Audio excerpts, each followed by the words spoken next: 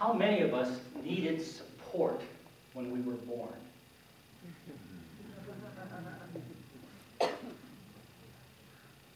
And when exactly did you stop needing it? Never. Never. Everything we do, every way we have learned to live is a support. This is an entirely new insight for me. Everything we do, every way we have learned how to live is a support. Was anything left out of that statement? No. So what's a support in our lives? Everything. Everything we feel, everything we think, everything we believe, everything we emote or fail to emote is a support for us to be here now.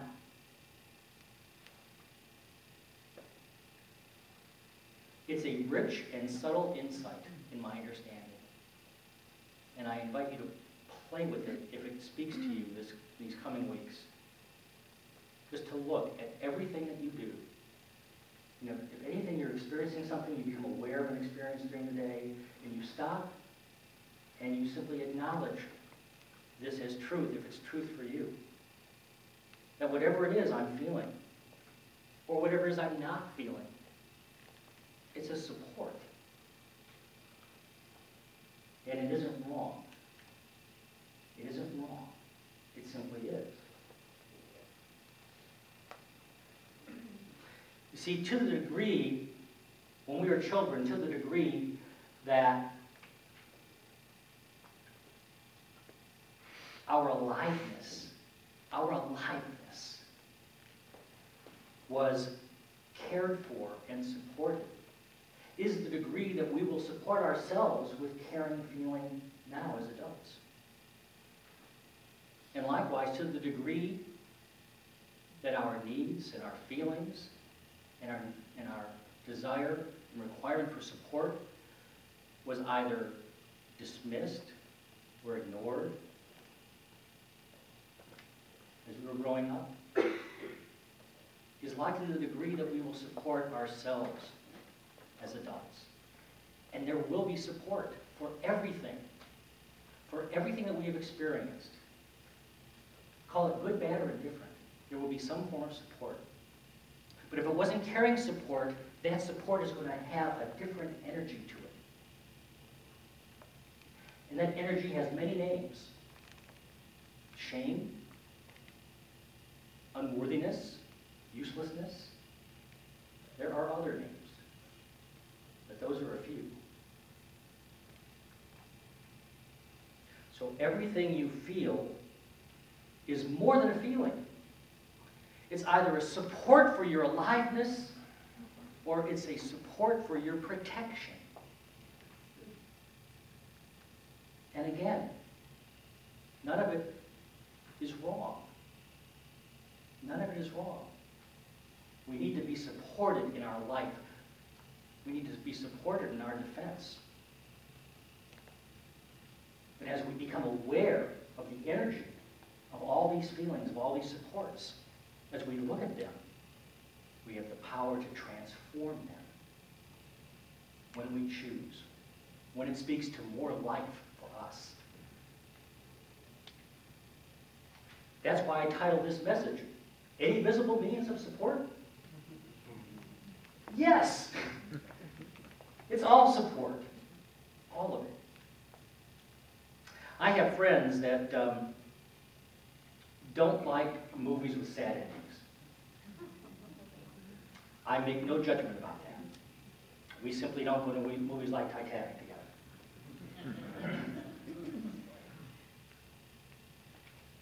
Yeah, I don't know how comfortable we are in our culture with sadness. Speaking for me, the only one I can speak for, I can tell you, I am much more comfortable when I'm happy, and especially when those around me are happy.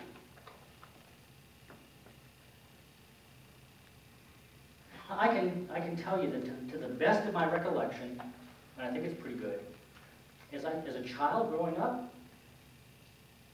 my mom and dad supported me in my sadness. In other words, they allowed me to be sad when I was sad.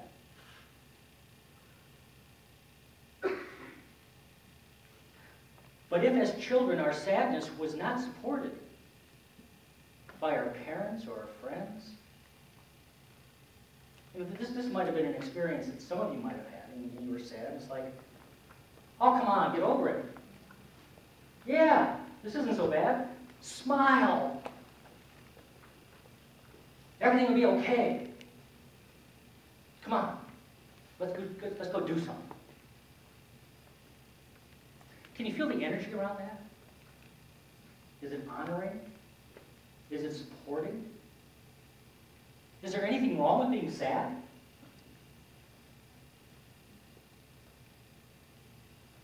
I mean, sometimes you are not even comfortable with people talking about it, which is what I'm doing.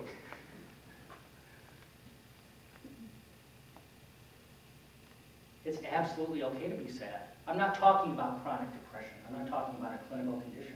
I'm talking about real, honest-to-goodness, I'm part of life, I'm really here, my heart's open sadness. And that happens. It happens if you live more than a couple months, frequently. Or it can. I'm not saying it has to, but it can. In my life, yeah, it happens. If our process of sadness is rushed, if we're not allowed to embrace its support, because sadness is support. What's support? Everything. Sadness is also related to grief. And we've all experienced grief. We each experience grief in our own unique way. There's no one right way. But for the vast majority of us, in my experience, grief takes time. It takes time. And if when we were children, our response to the response we got to our sadness was to gloss over it, to rush it, just to move on, to be okay, to act as if, then we may deal with grief in the same way. But grief, our time of grief, that's our acknowledgement. When we lose someone, when someone passes away that is dearly loved, grief is our way of honoring our connection to that person. It honors it at the deepest heart level. It goes deeper than the heart. It's at a soul level that we feel it. And that takes time. And if it's rushed, the natural grief will actually be unnaturally prolonged. We are not allowing ourselves to be supported by our natural processes. Simply things to be aware of. Everything we feel is a support, either for our aliveness or our defense.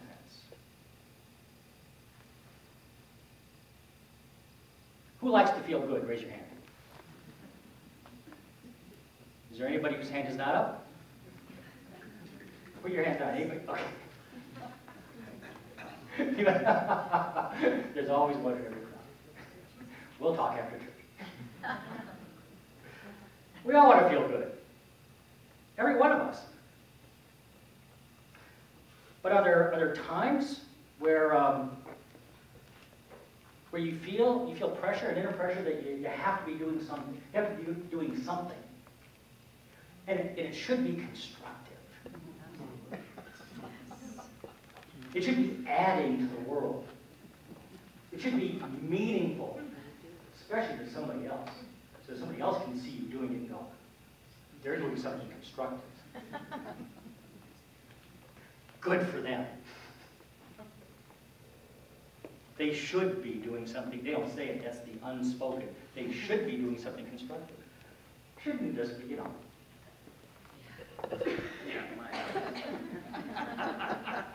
lying around, taking a moment. I mean, what right do we have just to relax? To do nothing? To do nothing. Maybe for 3 hours, not 20 minutes in meditation, because that's something. If you've ever felt that kind of pressure, that pressure is lack of support for your balance and your aliveness. You have the right to do nothing. I recommend it highly.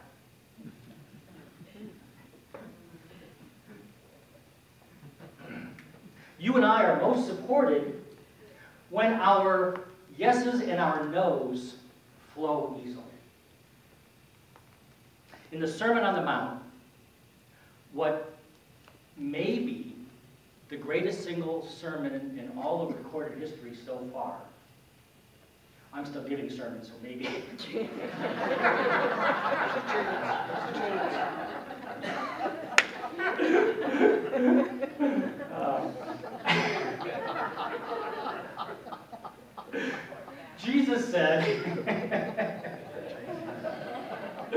Jesus said, at one point in the sermon, he said, "You have heard it from ancient times, that you shall not swear falsely." Well, here's what I say. You shouldn't swear at all. Don't swear by God. Or he said, what he said, don't swear by heaven, for that is the throne of God. Don't swear by the earth, for that is God's footstool. Don't swear by the city of Jerusalem, for that is the city of the great king. Don't swear by the top of your head. That was a common practice of the day. Swearing by the top, swearing by your head. Yeah. You don't believe, Google it. You'll see. A lot of oaths were, "Upon my head, I pledge." Or when "upon the head of my children." That was a big one. So, what he was saying was, well, let me ask you a question. You saying don't swear. Have you ever heard somebody say, "I swear I'll do it. I promise I'll do it. Really, really, I will do it"? And did you ever wonder if they would? It's kind of like Yoda in Star Wars. When he said, trying to do my Yoda. "Do or do not. There is no try. Do or do not. There is no try." Because you see, after Jesus said, "Don't swear by heaven, don't swear by the earth, don't swear by the top of your head." Well, when he went on, he said, don't swear by your head, because you cannot change one hair from white to black, or black to white.